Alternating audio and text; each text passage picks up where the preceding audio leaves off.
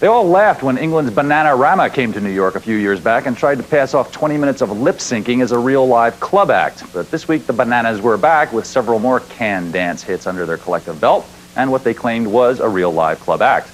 We dispatched our man John Norris to Boston for the opening date to see if this could possibly be true, and here's his verdict. Guess what, away fam, Dale Darman here in Boston. How are you? Big deal. It's going to happen tonight in Boston. Bananarama is in town. Bananarama's in town to play with like a real band, their own backup. It's not like they're just going to be singing with, you know, like the record in the background or lip syncing or something. This is a big deal in town. If you don't have tickets, what's the matter with you? Well, the man just about said it all. It's hard to imagine one of the most successful girl groups in the world. Been together 7 years, but they've never gone on tour. That's all about to change tonight here at the City Club in the shadow of Boston's Fenway Park. Doing something on this scale is completely different. I mean, you know, a much scarier proposition.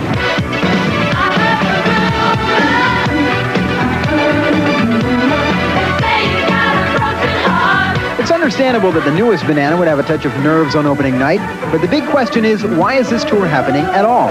Bananarama have sold more records than ever in the past few years without going through the hassle of touring, and they don't have a new album out to promote. So why go on the road now? It's like almost like the end of an era. You know, there's that section of our life. We've gone to the Guinness Book of Records and we've got this greatest hits thing out, and it just seemed the last remaining thing we hadn't achieved was to put a tour together. And I'm sort of glad it took this long, because I think it's only really now that we're ready to sort of do something really fabulous. America wasn't so warm to Bananarama when they first played a track date in New York several years ago.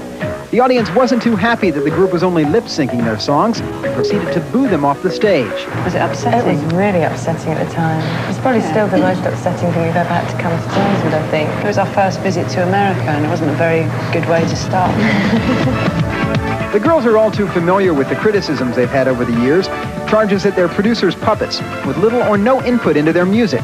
Bananarama insists the image is wrong, though they freely admit not writing their own music. I think it's a shame that if you don't play an instrument well, people think you're not musically talented. I think that's very wrong.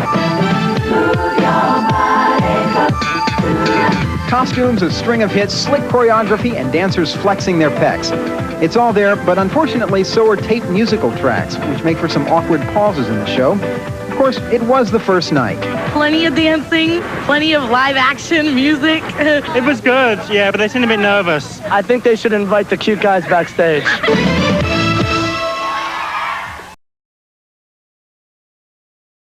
After 7 years of record sales that have made Bananarama from North London the most successful all-girl group ever.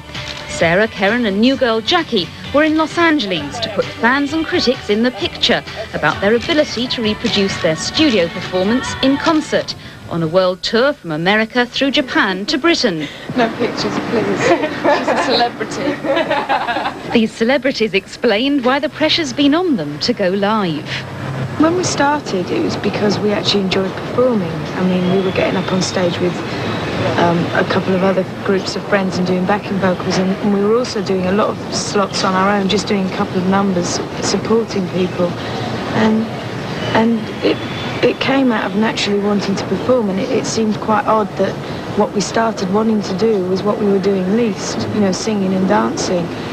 Because we spent all our time talking and miming on TV shows. We've always been a very visual band, and nobody saw the necessity for us to actually go out on the road. They thought that we could reach far more people by doing TVs abroad and things. So we were always packed off to Europe and America. I mean, I've been to LA about 10 times and we've never toured. So I think finally, you know, we decided it was time and it was right.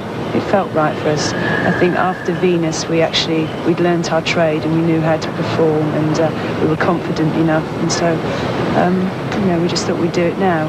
Playing live is the most enjoyable thing ever, and to do it on this scale is just unbelievable. And the audiences, because obviously for me, it was more nerve-wracking because I'm new and I don't know how they was going to accept me, but they've been so brilliant. One even tried to get up on stage and grab me.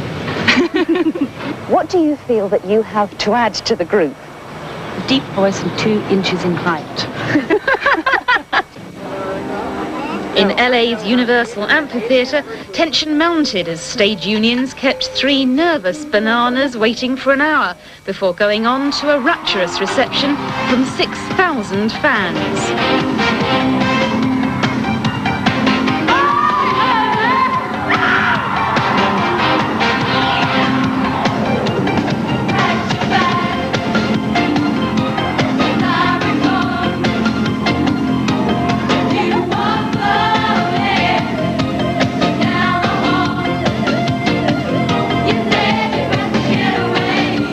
Well, in the words of the song, if you can make it there, you'll make it anywhere. And on the evidence of tonight's performance, British Bananarama fans certainly won't be disappointed when the tour hits home base. Catherine Holloway, TVAM, Los Angeles.